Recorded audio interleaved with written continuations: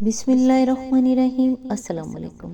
آج انشاءاللہ سورہ رحمان کی آیت نمبر 1 سے سٹارٹ کریں گے۔ اس کا ترجمہ اور تفسیر تفہیم القرآن سے بیان کروں گی جو اہل سنت جماعت کے لیے ہے۔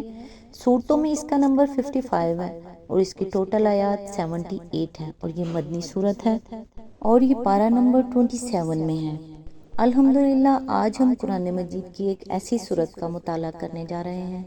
جو اللہ تعالیٰ کی رحمت، عظمت اور بے شمار نعمتوں کا آئینہ دار ہے۔ سورہ رحمان ایک ایسی سورت جو سننے والے کے دل میں اتر جاتی ہے، روح کو سکون دیتی ہے، آنکھوں کو نم کر دیتی ہے اور زبان پر شکر کے کلمات لا دیتی ہے۔ یہ وہ سورت ہے جس میں رب ذوالجلال بار بار ہم سے پوچھتا ہے فَبِأَيِّ آلَاءِ رَبِّكُمَا تُكَذِّبَانِ، پس تم اپنے رب کی کون کون سی نعمتوں کو جھٹلاؤ گے۔ کبھی وہ ہمیں آسمان و زمین کی تخلیق کا ذکر سناتا ہے، کبھی پانی، ہوا، دریا، سورج، چاند اور سبزے کی بات کرتا ہے اور کبھی جنت کے وہ حسین مناظر دکھاتا ہے جو بندہ مومن کے لیے تیار کیے گئے ہیں۔ یہ سورت صرف الفاظ کا مجموعہ نہیں، یہ اللہ کی طرف سے ایک محبت بھرا پیغام ہے، ایک یاد دہانی ہے کہ ہم کن نعمتوں میں جی رہے ہیں اور ہمارا رب کتنا مہربان ہے۔ آج ہم نہ صرف اس سورت کا خوبصورت ترین ترجمہ سنیں گے بلکہ اس کی تفسیر بھی بیان کریں گے تاکہ یہ الفاظ ہمارے دل پر اثر کریں اور ہماری زندگی کا رخ بدل دیں۔ تو آئیے دل کے دروازے کھول لیجئے اور سنیے اللہ کا پیغام، سورہ رحمان کا ترجمہ اور تفسیر۔ اعوذ باللہ من الشیطان الرجیم، بسم اللہ الرحمن الرحیم۔ آیت نمبر 1 رحمان نے، آیت نمبر 2 اس قرآن کی تعلیم دی ہے۔ اس کی تفسیر ہے یعنی اس قرآن کی تعلیم کسی انسان کی تبادات نہیں ہے بلکہ اس کا معلم خود خدائے رحمان ہے۔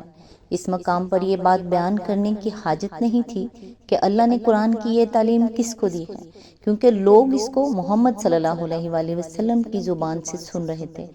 اس لیے مقتضائے حال سے کلام کا یہ مدعا آپ سے آپ ظاہر ہو رہا تھا کہ یہ تعلیم محمد صلی اللہ علیہ وآلہ وسلم کو دی گئی ہے۔ آغاز اس فکرے سے کرنے کا پہلا مقصد تو یہی بتانا ہے کہ حضور صلی اللہ علیہ وآلہ وسلم خود اس کے مصنف نہیں ہیں بلکہ اس تعلیم کا دینے والا اللہ تعالیٰ ہے۔ مزید برآں دوسرا ایک مقصد اور بھی ہے جس کی طرف لفظ رحمان اشارہ کر رہا ہے۔ اگر بات صرف اتنی ہی کہنی ہوتی کہ یہ تعلیم اللہ کی طرف سے ہے، نبی کی تبعزاد نہیں ہے، تو اللہ کا اسم ذات چھوڑ کر کوئی اسم صفت استعمال کرنے کی حاجت نہ تھی، اور اسم صفت ہی استعمال کرنا ہوتا تو محض اس مضمون کو ادا کرنے کے لیے اسماء الہیہ میں سے کوئی اسم بھی اختیار کیا جا سکتا تھا، لیکن جب یہ کہنے کے بجائے کہ اللہ نے یا خالق نے یا رازق نے یہ تعلیم دی ہے، فرمایا یہ گیا کہ اس قرآن کی تعلیم رحمان نے دی ہے، تو اس سے خود بخود یہ مضمون نکل آیا کہ بندوں کی ہدایت کے لیے قرآن مجید کا نازل کیا جانا سراسر اللہ کی رحمت ہے۔ وہ چونکہ اپنی مخلوق پر بے انتہا مہربان ہے، اس لیے اس نے یہ گوارا نہ کیا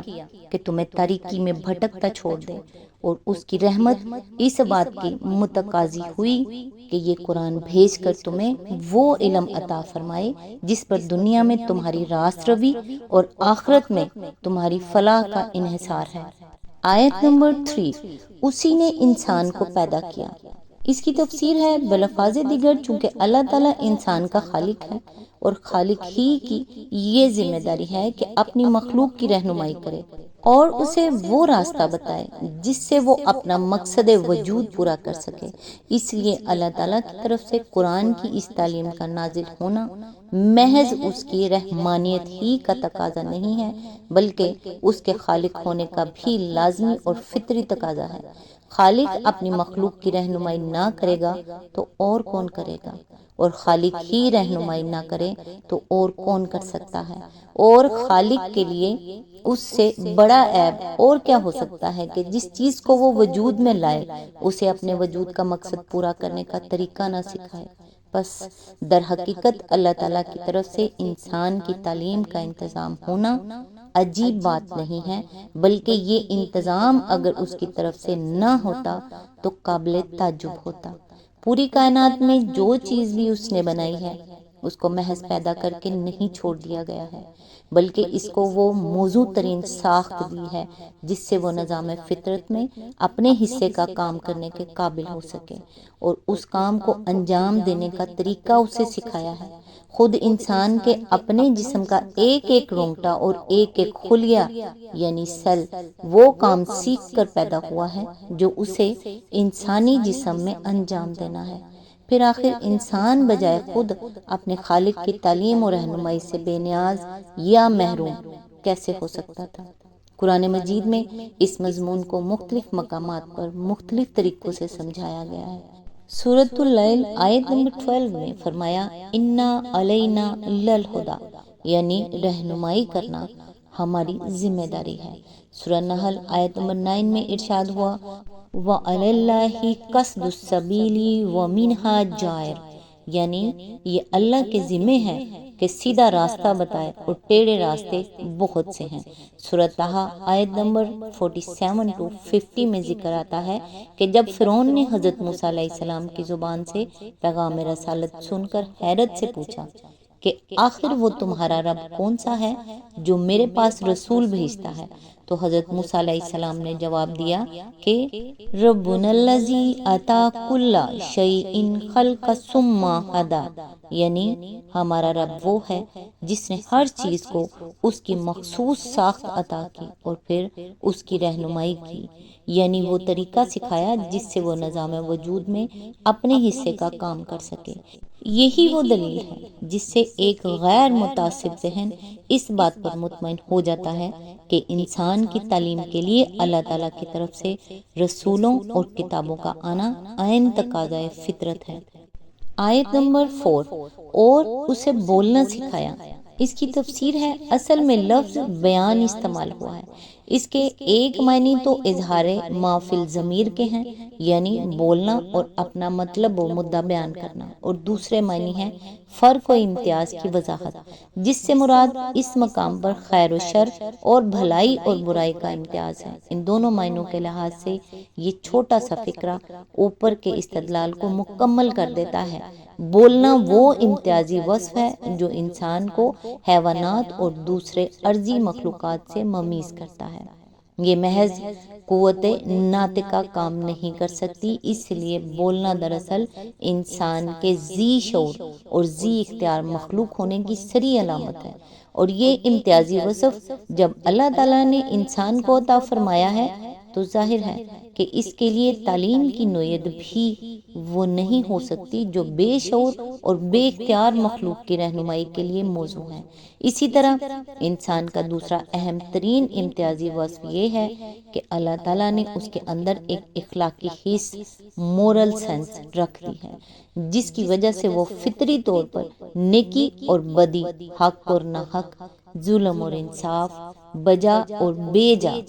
کے درمیان فرق کرتا ہے، اور یہ وجدان اور احساس انتہائی گمراہی و جہالت کی حالت میں بھی اس کے اندر سے نہیں نکلتا۔ ان دونوں امتیازی خصوصیات کا لازمی تقاضا یہ ہے کہ انسان کی شعوری اور اختیاری زندگی کے لیے تعلیم کا طریقہ اس پیدائشی طریقہ تعلیم سے مختلف ہو جس کے تحت مچھلی کو تیرنا اور پرندے کو اڑنا اور خود انسانی جسم کے اندر پلک جھپکنا، آنکھ کو دیکھنا، کان کو سننا اور معدے کو ہضم کرنا سکھایا گیا ہے۔ انسان خود اپنی زندگی کے اس شعبے میں استاد اور کتاب اور مدرسے اور تبلیغ و تلقین اور تحریر و تقریر اور بحث و استدلال جیسے ذرائع ہی کو وسیلہ تعلیم مانتا ہے، اور پیدائشی علم و شعور کو کافی نہیں سمجھتا۔ پھر یہ بات آخر کیوں عجیب ہو کہ انسان کے خالق پر اس کی رہنمائی کی جو ذمہ داری عائد ہوتی ہے اسے ادا کرنے کے لیے اس نے رسول اور کتاب کو تعلیم کا ذریعہ بنایا ہے۔ جیسی مخلوق ویسی ہی اس کی تعلیم، یہ سراسر ایک معقول بات ہے۔ بیان جس مخلوق کو سکھایا گیا ہو اس کے لیے قرآن ہی ذریعہ تعلیم ہو سکتا ہے، نہ کہ کوئی ایسا ذریعہ جو ان مخلوقات کے لیے موزوں ہیں جنہیں بیان نہیں سکھایا گیا ہے۔ آیت نمبر 5 سورج اور چاند ایک حساب کے پابند ہیں، اس کی تفسیر ہے یعنی ایک زبردست قانون اور ایک اٹل ضابطہ ہے جس سے یہ عظیم الشان سیارے بندے ہوئے ہیں۔ انسان وقت اور دن اور تاریخوں اور فیصلوں اور موسموں کا حساب اسی وجہ سے کر رہا ہے کہ سورج کے طلوع و غروب اور مختلف منزلوں سے اس کے گزرنے کا جو قاعدہ مقرر کر دیا گیا ہے اس میں کوئی تغیر رونما نہیں ہوتا۔ زمین پر بے حد و حساب مخلوق زندہ ہی اس وجہ سے ہے کہ سورج اور چاند کو ٹھیک ٹھیک حساب کر کے زمین سے ایک خاص فاصلے پر رکھا گیا ہے، اور اس فاصلے میں کمی و بیشی صحیح ناپ تول سے ایک خاص ترتیب کے ساتھ ہوتی ہے، ورنہ زمین سے ان کا فاصلہ کسی حساب کے بغیر بڑھ یا گھٹ جائے تو یہاں کسی کا جینا ہی ممکن نہ رہے۔ اسی طرح زمین کے گرد چاند اور سورج کے درمیان حرکات میں ایسا مکمل تناسب قائم کیا گیا ہے کہ چاند ایک عالمگیر جنتری بن کر رہ گیا ہے، اور جو پوری باقاعدگی کے ساتھ ہر رات ساری دنیا کو قمری تاریخ بتا دیتی ہے۔ آج تک کے لیے بس اتنا ہی، نیکسٹ انشاءاللہ آیت نمبر 6 سے سٹارٹ کریں گے۔ تب تک کے لیے دعاؤں میں یاد رکھیے گا۔ اللہ حافظ۔